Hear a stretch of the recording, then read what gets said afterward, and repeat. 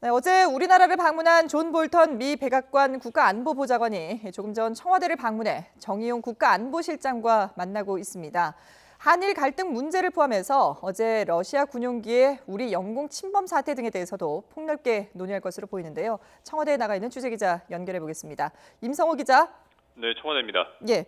자, 볼턴 보좌관 아직도 청와대를 방문하고 있는 거죠? 네, 그렇습니다. 볼턴 보좌관은 오늘 9시 전후로 해서 청와대에 도착해서 정의용 국가안보실장과 만나고 있습니다.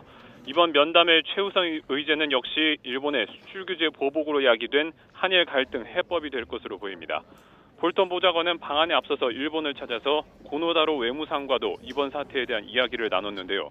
정 실장은 볼턴 보좌관에게 일본의 경제 보복의 부당함에 대해서 상세히 설명하고 미국 측의 중재를 요청할 것으로 보입니다. 네, 일본의 수출 규제 문제 말고도 다른 사안들에 대해서도 폭넓게 논의한다고요? 네, 우선 일본 수출 규제 보복으로 인한 한일 갈등 국면에서 수면 위로 떠오른 한일 군사 정보 보호 협정, 이른바 지소미아의 연장 여부도 중요한 의제가 될 전망입니다.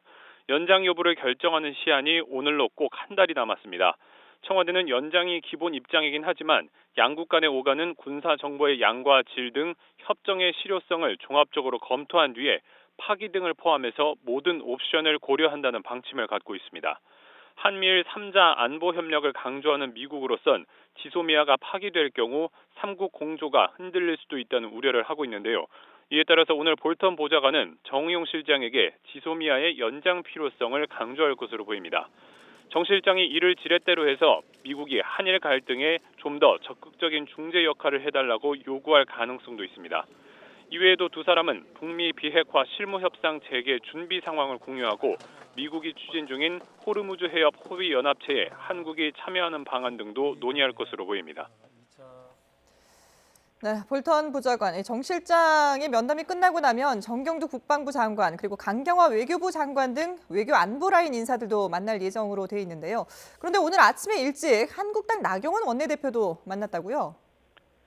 네, 그렇습니다. 나경원 원내대표가 조금 전 한국당 회의에 앞서서 기자들과 만나서 오늘 아침에 일찍 볼턴 보좌관과 비공개로 회동을 했다고 밝혔습니다. 나 원내대표 자신이 면담을 요청했고 서울 정동의 주한 미 대사관저에서 만났다는 겁니다. 이 자리에서 한미 동맹의 중요성과 일본 수출 규제 조치에 대한 한국당의 의견을 전했다고 밝혔습니다. 직접 들어보겠습니다.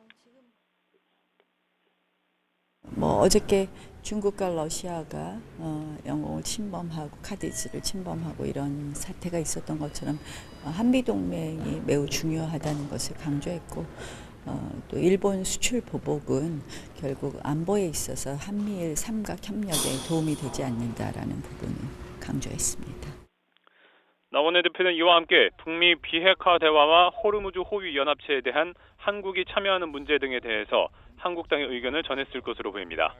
나경원 원내대표와 정의용 안보실장 등을 만난 볼턴 보좌관은 정경두 국방부 장관과 강경화 외교부 장관도 잇따라 만나서 한미 간 외교 안보 협력 사안 등을 논의할 계획입니다. 지금까지 청와대에서 YTN 임성호입니다.